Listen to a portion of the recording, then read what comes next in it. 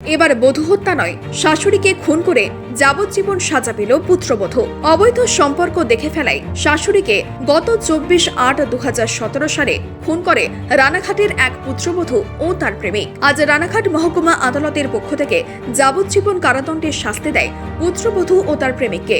ঘটনা সূত্রে জানা গিয়েছে, হাঁসখালী থানায় গত 24/8/2017 সালে একটি মামলা করেন ভাসুর বিপুল বিশ্বাস। তার অভিযোগ ছিল, তার মা বীণাপানি বিশ্বাসকে খুন করেছে তার ভাতৃবধূ অসীমা বিশ্বাস ও তার প্রেমিক দেবাশিস রাও।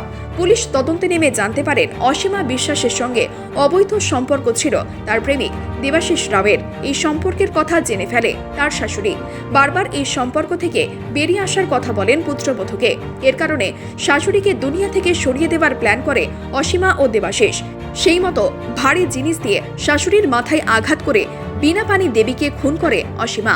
এরপর বীণাপানি দেবীর শরীরের বিভিন্ন অংশে আঘাত লক্ষ্য করা যায় এবং সেই দিনই বীণাপানি দেবী মৃত্যু হয়। খুনের ঘটনায় অসীমার প্রেমিক দেবাশিসের প্রত্যক্ষ যোগ ছিল বলে অভিমত স্থানীয়দের। এরপর হাঁসখালী থানার পুলিশ তদন্তে নেমে অসীমা ও দেবাশিসকে গ্রেফতার করে এবং পরবর্তীতে এই দুজনের নামে চার্জশিট দেয়।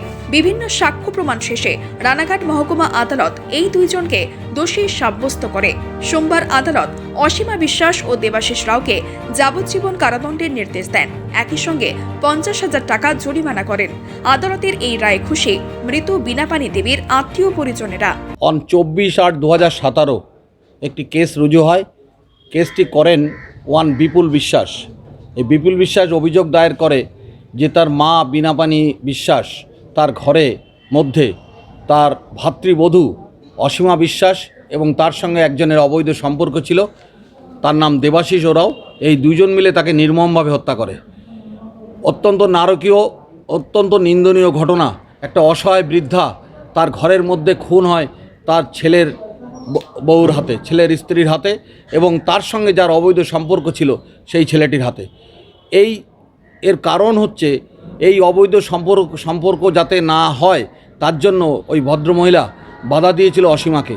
অসীমা তার জন্য তার পথের কাঁটা সরিয়ে দেওয়ার জন্য দেবাশিস ওরাওকে সঙ্গে নিয়ে তাকে নির্মমভাবে খুন করে এবং যে ডাসা দিয়ে তার মাথায় আঘাত করে তার সেটা এক্সিবিট হয়েছে। পুলিশ সঠিক তদন্ত করে পুলিশ রিপোর্ট দিয়েছে, চার্জশিট দাখিল করেছে। আজকে তার সেন্টেন্স ঘোষণা হলো এবং আজকে কোর্ট এই দুজনকে যাবজ্জীবন কারাদণ্ডে দণ্ডিত করেছে এবং 50,000 টাকা জরিমানা করেছে।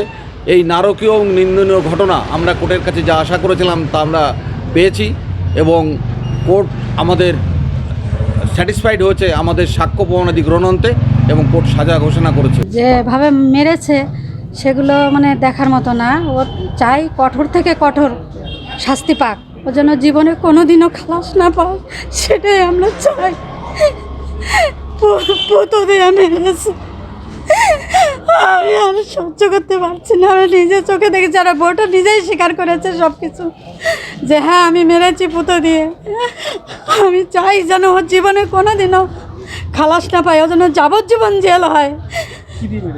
পুতো দিয়ে, হ্যাঁ শিলনোড়া দিয়ে মেরেছে। মাথায়, বুকের হাড়গুলো পুরো জর্জরিত করে দিয়েছে। এটাই আমি চাই, যেন ও জীবনে কোনোদিনও খালাস না পায়, ও যেন যাবজ্জীবন জেল হয় ওর। আমি সেটাই চাই। হ্যাঁ, আদালতে যা করেছে আমরা তাতেই খুশি।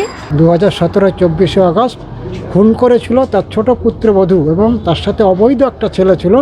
এরা দুজনে মিলে, তার নাম দেবাশিস রাও ওরাও।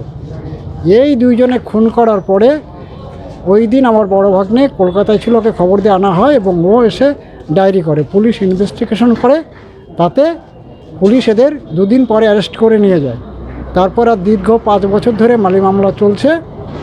আর এই মামলার উকিল ছিল আমাদের অপূর্ব ভদ্র, সরকারি আইনজীবী। তাতে আজকে সেই ঘোষণা হলো, সেই ঘোষণা এদের শাস্তি হলো যাবজ্জীবন কারাদণ্ড এবং 50,000 টাকা জরিমানা। এতে আমরা পাড়া প্রতিবেশী এবং আমার আত্মীয় স্বজন সবাই খুশি।